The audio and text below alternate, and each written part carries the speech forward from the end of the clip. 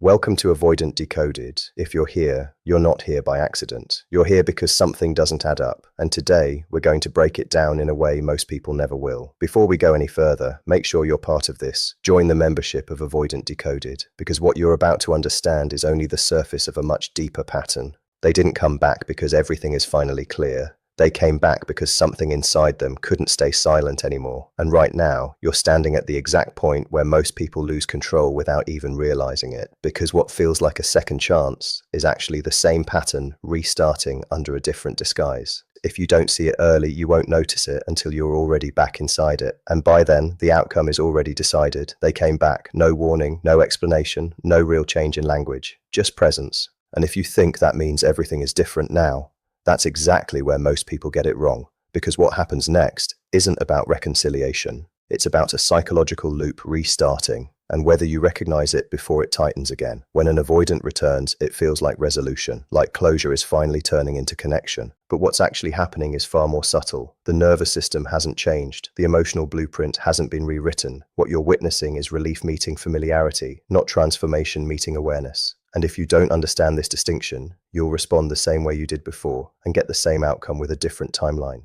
The return is rarely about clarity. It's about internal discomfort reaching a threshold. Distance gave temporary control, but it didn't remove emotional attachment. So eventually that tension builds, and coming back feels like the easiest way to regulate it. Not resolve it, regulate it. That's the first shift you need to see clearly. At first, things may seem different. There's more presence, more attention, maybe even moments of emotional openness that didn't exist before. But this isn't stability, it's a window, a short phase where the pressure that caused distance has temporarily subsided. And during this window, most people make a critical mistake. They lean in too quickly, too fully, too predictably, and that's where the pattern begins to rebuild. Because avoidant behavior isn't triggered by connection alone, it's triggered by perceived loss of autonomy. The closer things start to feel, the more the internal alarm system activates, not because something is wrong externally, but because closeness itself starts to feel like pressure internally. So what happens next? The warmth begins to fluctuate. Communication becomes inconsistent again. The same subtle distancing patterns reappear. But this time they're harder to notice because you're anchored in the belief that this time is different. And here's the truth. This time is only different if your response is different. If you're starting to recognize these patterns clearly, take a moment right now and make sure you're part of the RAL Decoded community, because understanding behavior at this level isn't common, and staying ahead of it requires consistent awareness. Now, back to what really matters. When the avoidant comes back, the situation doesn't ask for more effort, it asks for more control internally.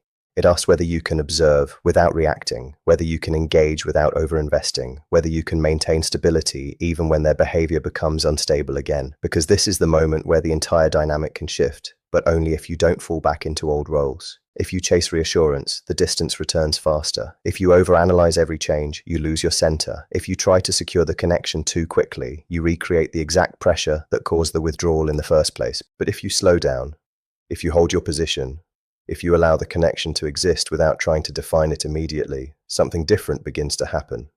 The avoidant starts to experience closeness without pressure, presence without expectation, and for the first time, the system isn't reacting, it's observing. That's where real change becomes possible. But understand this clearly, the return is not the victory, it's the test, because what happens next is not determined by why they came back, it's determined by how you respond now that they have. And if you can master that response, you don't just change the outcome, you change the entire pattern. When an avoidant returns, the driving force behind that decision is rarely clarity, realization, or a sudden understanding of the connection's value. It is far more often the result of internal pressure reaching a level that becomes uncomfortable to carry alone. During distance, an avoidant gains a sense of control, space, and emotional regulation. But that distance does not eliminate attachment. It only suppresses its intensity temporarily. Over time, unresolved emotional bonds, curiosity, and the absence of familiar connection begin to create a quiet tension. This tension is not processed directly because avoidants are conditioned to move away from emotional depth rather than toward it. Instead of consciously identifying what is missing, the mind translates that discomfort into an urge to re-engage, not to fix anything, but to reduce the pressure. The return, therefore, functions more like a release valve than a commitment. It allows the avoidant to regain emotional equilibrium without confronting the underlying patterns that created the distance in the first place. This is why the behavior upon returning can appear confusing or inconsistent. There may be moments of warmth, increased attention, or even openness, but these are not indicators of lasting change. They are byproducts of temporary relief. The internal system feels calmer because the connection is accessible again, but the deeper discomfort with sustained closeness remains intact beneath the surface. What makes this dynamic complex is that the return can easily be misinterpreted as growth or realization. From the outside, it can look like a conscious decision to reconnect, but internally, it is often an unconscious response to discomfort. The avoidant is not thinking in terms of long-term stability or emotional responsibility in that moment. The focus is on easing the internal state. As soon as closeness begins to rebuild and emotional intensity increases again, the same pressure that caused withdrawal before starts to re-emerge. Without awareness or new behavioral patterns, the cycle repeats, not because of a lack of care, but because the mechanism driving the behavior was never addressed, only temporarily quieted. When an avoidant reconnects, there is often a noticeable increase in emotional availability at the beginning. Communication feels easier, responses come faster, and there may be a level of openness that was missing before. This shift can feel significant, almost like a breakthrough, because it contrasts sharply with the distance that existed previously. What is happening beneath the surface is a temporary easing of internal defenses. The space that once felt necessary is no longer urgently needed in that moment, so the system relaxes just enough to allow more access. This creates a short phase where engagement appears more natural, more consistent, and even more intentional. However, this increase in emotional access is not the result of a permanent change in how closeness is processed. It is situational. The avoidant feels safe because the connection has not yet returned to a level that triggers pressure.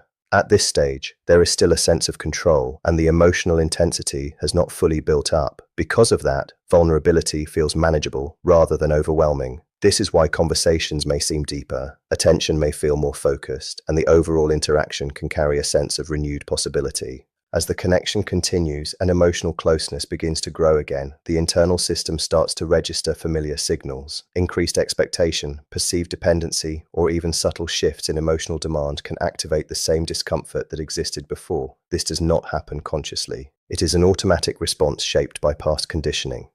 The mind begins to associate closeness with a potential loss of autonomy, and the need to create distance quietly returns.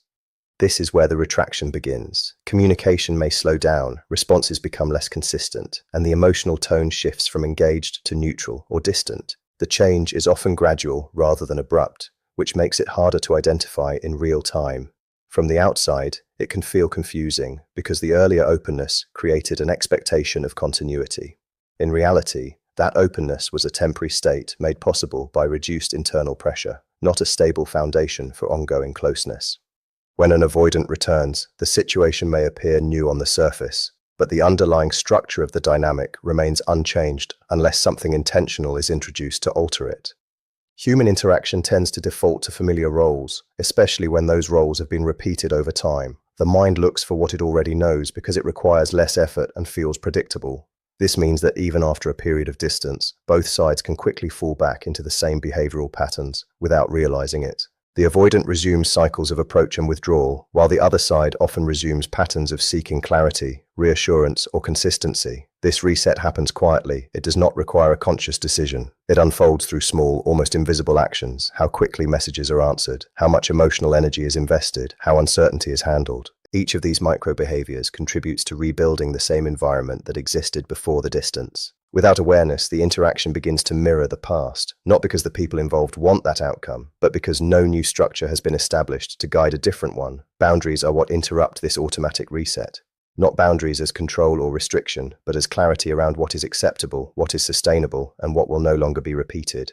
When boundaries are absent or unclear, the avoidant can move freely within the same range of behavior as before, because nothing signals that the dynamic has changed. This allows the cycle to rebuild at its original pace, often leading to the same frustrations and misunderstandings. Introducing boundaries changes the rhythm of the interaction. It slows down the tendency to over-engage and prevents immediate emotional investment from recreating pressure. It also creates a consistent framework where actions carry consequences, not in a punitive way, but in a way that reinforces stability. The avoidant is then interacting within a structure that does not rely on emotional intensity alone, which reduces the likelihood of the same triggers escalating again. Without this shift, the return becomes a continuation rather than a new beginning. The same triggers activate, the same responses follow, and the same outcome gradually takes shape, even if the timeline feels slightly different from before. When an avoidant returns, the patterns that once defined the connection do not disappear. They re-emerge, but often in slightly altered forms that make them harder to recognize at first. The intensity may feel different, the timing may shift, and the behaviors may appear more subtle, yet the underlying structure remains the same. This creates the illusion that something has improved, when in reality the pattern has only adjusted its expression. The initial phase after the return can feel smoother, with fewer abrupt withdrawals or conflicts, which reinforces the belief that things are progressing. What is actually happening is a recalibration, not a transformation. Avoidant behavior is not random. It follows a consistent internal logic shaped by the need to balance connection with autonomy. When the connection restarts, the system attempts to manage that balance more carefully, often reducing the extremes that were present before. Instead of immediate distance, there may be a gradual pullback. Instead of clear disengagement, there may be delayed responses or reduced emotional depth.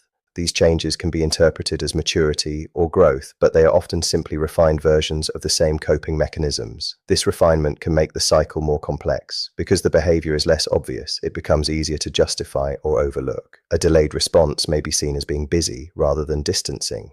A neutral tone may be interpreted as calmness rather than emotional withdrawal. Over time, these small shifts accumulate and recreate the same emotional experience, but in a slower and less visible way. The connection begins to feel uncertain again, not because of a single clear action, but because of a series of subtle inconsistencies that gradually erode stability. The danger in this phase is misinterpretation. When the pattern appears softer, it is easy to assume that the underlying issue has been resolved. This assumption leads to increased investment and deeper emotional involvement, which eventually brings the connection back to the same level of intensity that triggered withdrawal before. Once that threshold is reached, the system responds in the only way it knows, and the cycle continues in a familiar direction, even though the path taken to get there may have looked slightly different. When an avoidant engages, much of the behavior that appears confusing on the surface is actually a form of testing, but not in the deliberate or manipulative sense people often assume. The testing is subtle, often unconscious, and rooted in a need to determine whether closeness can exist without leading to pressure, expectation, or loss of autonomy.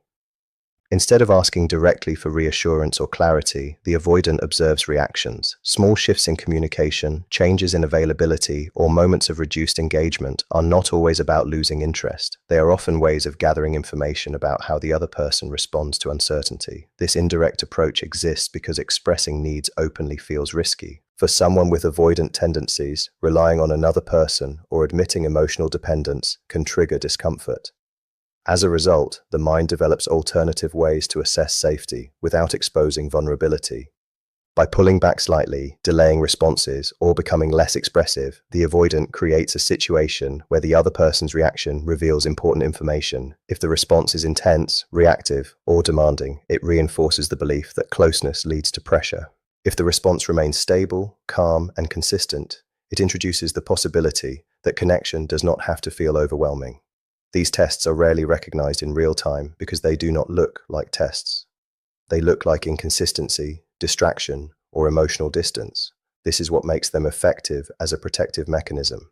The avoidant is not consciously setting up scenarios, but is instead responding to internal discomfort in ways that naturally create these situations. The focus is not on evaluating the relationship as a whole, but on moment-to-moment regulation of emotional safety. Over time, the results of these observations shape future behavior. If the environment feels unpredictable or emotionally intense, the avoidant increases distance to restore balance. If the environment feels stable and non-intrusive, there may be a gradual increase in openness, but this process is slow and easily disrupted. The entire dynamic revolves around minimizing perceived risk while maintaining a level of connection that does not trigger internal alarms, which is why direct communication is often replaced by observation and reaction. When an avoidant returns, it is easy to assume that their decision holds the most weight in determining what happens next. In reality, the direction of the dynamic is far more influenced by how the situation is received and managed on the other side. The return itself is only an entry point. It does not carry a built-in outcome. What shapes the trajectory is the response that follows, especially in the early phase when patterns are most likely to reset.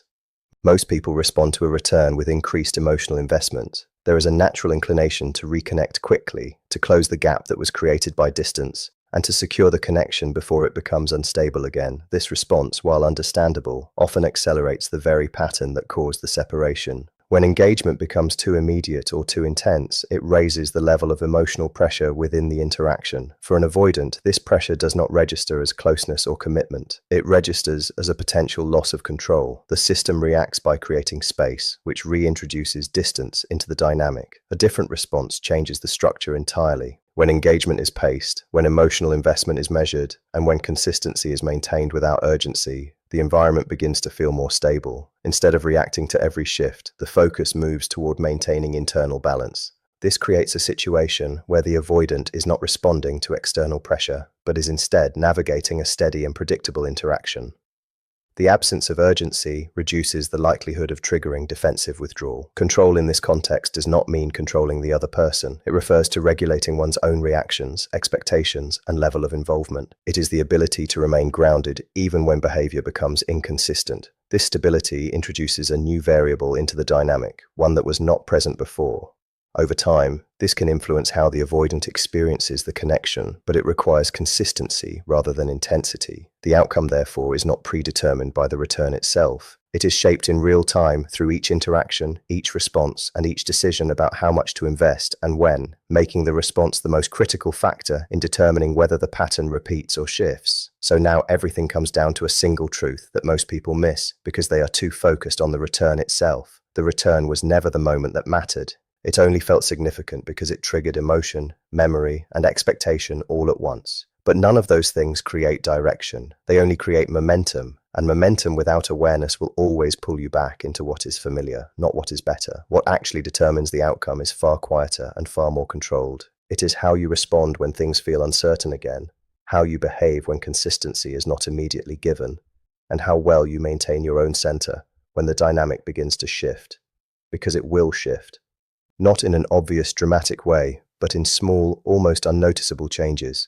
The timing of responses, the tone of conversations, the level of emotional availability, these are the signals that define the trajectory long before any clear problem appears. Most people ignore these signals because they are waiting for something undeniable, something they can point to and say, this is where it went wrong.